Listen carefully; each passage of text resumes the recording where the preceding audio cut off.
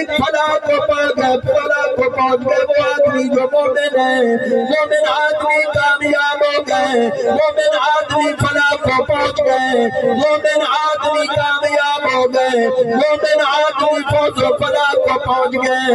اللہ اکبر کبیرہ۔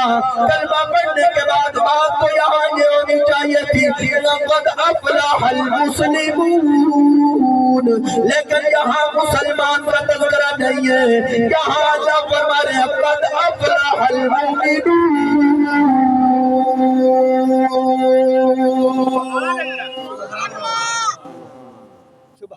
سبحان اللہ۔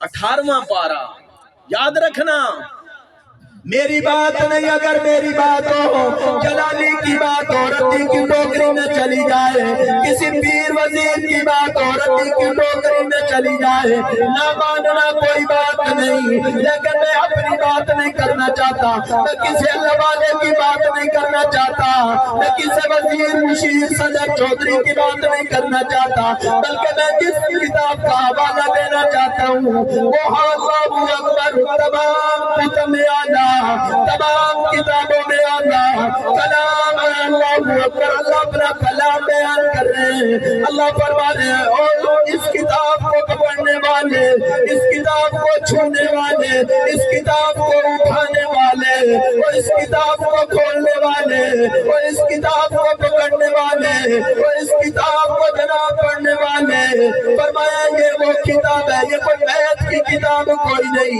یہ کوئی جناب انگلش کی کتاب کوئی نہیں، یہ کوئی سیاسی کتاب کوئی نہیں، بلکہ یہ وہ کتاب ہے جس کا مالک کے کہنا تعارف یوں فرما رہے ہیں ذالک الکتاب لا ریب فیہ۔